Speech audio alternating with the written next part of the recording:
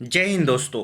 आज की इस वीडियो में हम जानेंगे कि सीमेंट कैसे बनता है और इसे बनाने में किन किन चीज़ों का इस्तेमाल किया जाता है।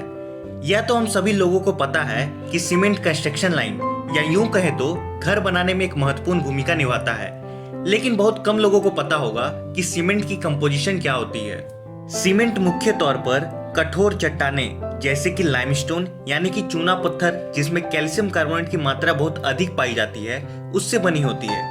दूसरी है लेटराइट जो कि दिखने में लाल मिट्टी की तरह होती है और इस मिट्टी की खास बात यह है कि इसे पकाया जा सकता है।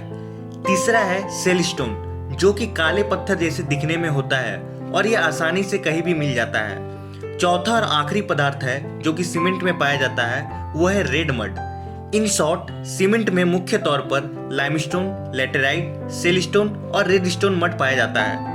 इन सभी पदार्थों को जमीन के नीचे से खोदकर या पहाड़ों को तोड़कर निकाला जाता है। इन सभी चीजों को हासिल करने के लिए माइनिंग की जाती है।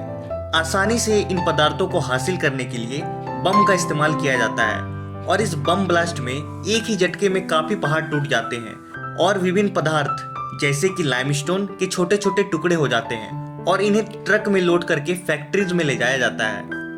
फैक्ट्रीज में ले जाने के बाद इन सभी चीजों को क्रशिंग मशीन में ले जाया जाता है जहां इन सभी पदार्थों को एकदम छोटे छोटे टुकड़े में क्रश कर दिया जाता है या यूं कहे तो एकदम बारीक कर दिया जाता है। फिर इन सभी चीजों को आपस में मिक्स करके कन्वेयर बेल्ट में डाल दिया जाता है जिसके जरिए इन्हें आगे भेजा जाता है और इन सभी रॉ मटेरियल को गर्म भट्टी से गुजारा जाता है। यह सीमेंट की भट्टी लोहे की पाइप की आकार की होती है जो कि घूमते रहते हैं और इन भट्टी का टेम्परेचर 1400 डिग्री सेल्सियस से लेकर 1600 डिग्री सेल्सियस तक होता है। जब इस भट्टी में रॉ मटेरियल अच्छे से पक जाता है तो वह बिल्कुल लाल रंग का हो जाता है जैसे मानो कि वह कोई गर्म लोहा हो और इस प्रोसेस को इस तरह किया जाता है ताकि इसके केमिकल बॉन्ड यानी कि रासायनिक बंधन टूट जाए और इसके अंदर एक नया कंपाउंड बन जाए और इसी कारण से सीमेंट में एक ईंट से दूसरी ईंट को चिपकाने की ताकत पैदा हो जाती है। भट्टी से निकलने के बाद यह बड़े ही छोटे छोटे टुकड़ों में निकलता है और इन सभी टुकड़ों को क्लिंकर कहा जाता है।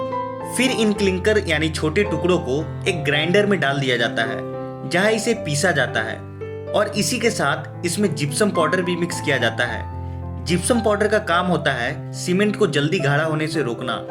इसी जिप्सम पाउडर के कम मात्रा होने के कारण सीमेंट जल्दी गाढ़ा होकर खराब हो जाता है।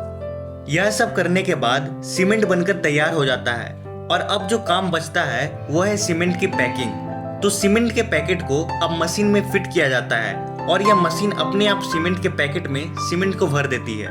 तो आज के लिए बस इतना ही, मिलते हैं अगले वीडियो में। जय हिंद।